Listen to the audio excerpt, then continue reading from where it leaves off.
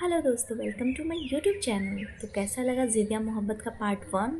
तो लेकर आई हूँ पार्ट 2। ऐसे बने रहिए और चैनल को सब्सक्राइब करिए, शेयर करिए, कमेंट करिए। तो स्टार्ट करते हैं। अदा के घर पर शहनाई बज रही थी। बाहर रोशनी, सजावट, रिश्तेदारों का शोर, लेकिन अंदर उसके दिल में सन्नाटा था। लाल जोड़े में सजी अदा आईने के सामने बैठी थी, आंखें सूजी हुई, होठ सूखे हुए। उसके मन में सवाल गूंज रहे थे। क्या यही मेरी ज़िंदगी है? एक रिश्ता जो मेरी मर्जी के बिना मुझ पर थोप दिया गया है। क्या मैं हमेशा दूसरे के फैसले पे ही रहूंगी? आरव घोड़ा पर बैठा था, चेहरे पर रौब था, लेकिन दिल में तूफान। उसकी नज़र बार बार मंडप की ओर उड़ रही थी, जैसे वो अदा को दूर से ही महसूस कर रहा हो। आरव, आज का दिन हमारी ज़िंदगी बदल देगी। मुझे पता है वो मुझसे नफरत करती है, पर मैं उसको साबित करके दिखाऊंगा कि ये मोहब्बत है। अदा की सहेली, अदा क्यों इतना टूट रही हो? शायद ये रिश्ता तुम्हारे लिए अच्छा हो। अदा ने आंसू पोंछते हुए तीखे स्वर में कहा। अच्छा, मेरी मर्जी पूछे बिना? क्या मैं कोई सामान हूँ जो खरीदा जा रहा और बेचा जा रहा है? उसकी आवाज़ में इतना दर्द था कि सहेली चुप हो गई। मंडप में मंत्रों का उच्चारण हो रहा था। अदा भारी कदमों से वहां पहुंची। उसकी आंखें जमीन पर टिकी हुई थी। दिल में किसी पिंजरे में कैद चिड़िया की तरह तड़प रहा था। आरव ने उसे देखा। वो उसके पास बैठ गई, पर चेहरे पर कोई खुशी न थी। फेरे शुरू हो गए। पंडित जी की आवाज़, अग्नि की लपेट और बीच बीच में रिश्तेदारों की हंसी। पर अदा के कानों में सिर्फ टूटे हुए अरमानों की आवाज़ ही सुनाई दे रही थी। आरव ने धीरे से सिंदूर उठाया और उसकी आंखें अदा के चेहरे पर थी। उसे धीरे से फुसफुसाया।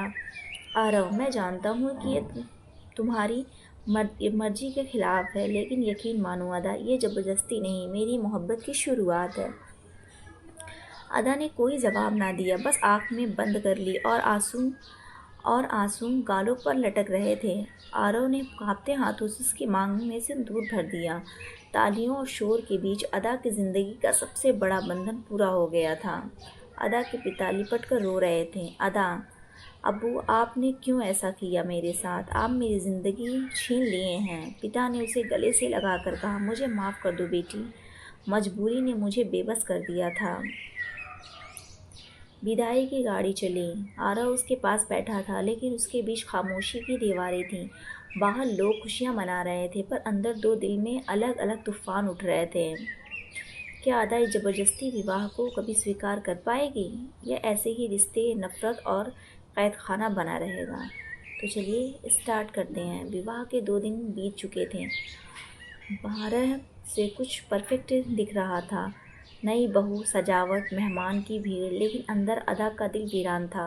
अदा खिड़की के पास बैठी थी। उसकी आंखें बाहर आसमान की तरफ टिकी थी, जैसे कहीं दूर आज़ादी की तलाश कर रही हो। आरव अंदर आया। उसके हाथ में कॉफ़ी के 2 कप थे। ये तुम्हारे लिए। तुम्हें कॉफ़ी पसंद है ना? अदा ने उसकी तरफ देखा भी नहीं, बस धीरे से कहा, मेरी पसंद को अब क्या रखना। उसकी बात ने आरव को छुपा दिया, लेकिन उसे गुस्से में जवाब ना दिया। अदा, मैं चाहती हूँ कि तुम मुझसे खुलकर बात करो। मैं तुम्हारे लिए अजनबी नहीं हूँ। अदा ने तीखी नज़र से उसकी ओर देखा। अदा, अजनबी नहीं? जिस इंसान ने मेरी मर्जी के बिना मेरी ज़िंदगी का फैसला लिया, वो मेरा अपना कैसे हो सकता है? आरव बिस्तर के एक कोने पर लेटा और अदा दूसरी बीच में छुपी एक दीवार थी। खामोशी इतनी भारी थी कि दोनों की सांसें भी सुनाई दे रही थी। आरव करवट बदलते हुए सोचने लगा। मैंने सोचा था शादी के बाद धीरे धीरे सब बदल जाएगा, पर ये दूरी, ये खामोशी मुझे अंदर से तोड़ रही है। अदा की आंखें भी बंद नहीं हुई। वह मन ही मन रो रही थी। काश मैं यही ज़िंदगी अपनी शर्तों पर जी पाती। काश ये शादी सिर्फ एक बंधन ना होता। परिवार के सब लोग हंस हंस कर बातें कर रहे थे, लेकिन अदा का चेहरा बुझा हुआ था। सास ने कहा, बहू, तुम्हें यहाँ ढलने में थोड़ा टाइम लगेगा, धीरे धीरे आसान हो जाएगा। अदा ने जबरदस्ती मुस्कान बनाई, पर उसके दिल में चीख और गूंज रही थी। रात को फिर अदा के आमना सामना आरव से हुआ। आरव धीरे धीरे से आवाज़ में, अदा, मुझे पता है तुम मुझसे नफरत करती हो, लेकिन मैं तुमसे साबित करके दिखाऊंगा कि ये रिश्ता ज़बरदस्ती की नहीं, मोहब्बत की है। चाहे मुझसे 1000 बार गिरना पड़े। अदा ने उसकी तरफ देखा, उसकी आँख भर आई। अदा गुस्से और दर्द में, तुम कभी समझ ही नहीं पाओगे आरव, जबरदस्ती का रिश्ता चाहे जितना खूबसूरत क्यों ना हो, वो बंधन ही रहता है। आरव खामोश रहा। अदा आंसुओं में डूबकर फिर खिड़की की ओर चल गई। उसके बीच मोहब्बत की पहली चिंगारी जलने की कोशिश कर रही थी, लेकिन दूसरी ओर संघर्ष और चिंगारी को हर बार बुझा दे रही थी। क्या अदा की नफरत कभी मोहब्बत में बदलेगी, या रिश्ते में हमेशा दर्द खामोशी में कैद रहेगा? जानने के लिए सुनते रहिए। तो चलिए स्टार्ट करते हैं। शादी के एक हफ्ता बाद बीत चुका था। घर के लोग सोच रहे थे कि अब अदा धीरे धीरे ढल जाएगी, पर सच्चाई ये थी कि अदा और आरव के बीच खामोशी बढ़ गई थी। अदा अकेली बैठी थी। आसमान में बादल गरज रहे थे, बारिश होने वाली थी। वे अपने विचारों में डूबी हुई थी। तभी अचानक एक तेज़ हवा चली और उसके हाथ की से दिया बुझ गई। उसने डर के पीछे देखा। आरव खड़ा था, उसने हाथ में छतरी थी। बारिश तेज होने वाली है, अंदर चलो। अदा ने उसकी तरफ देखा, पर बिना जवाब दिए उठ खड़ी हुई। दोनों एक ही छतरी के नीचे थे। अदा थोड़ा दूर हटकर चल रही थी, पर हवा इतनी तेज थी कि वो संतुलन खो बैठी और फिसलने लगी। आरव ने झट से उसका हाथ पकड़ लिया। कुछ सेकंड के लिए समय जैसे ठहर गया। अदा ने ऊपर देखा। आरव की आंखों में चिंता और डर था। आरव, अदा तुम्हें चोट लग जाती तो?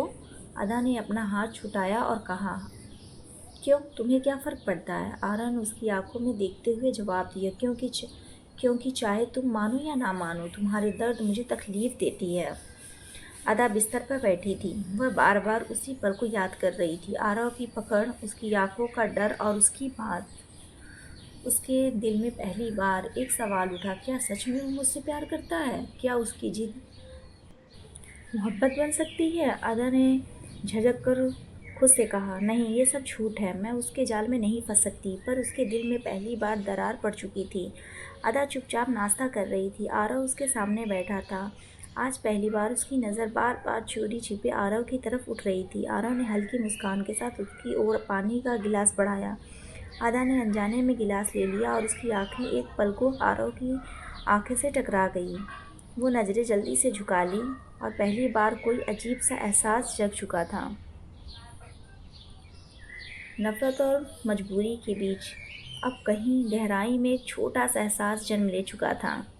क्या अदा के दिल में उठी ये छोटी सी चिंगारी कभी मोहब्बत की आग बनेगी, या फिर ऐसे ही एहसास भी नफ़रत की दीवार में दब जाएगी?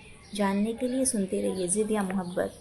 अगर ये स्टोरी आप लोग को अच्छा लगे तो कमेंट बॉक्स में कमेंट ज़रूर करिएगा। नेक्स्ट पार्ट के लिए मैं फिर लेकर आऊँगी। तब तक के लिए बाय बाय।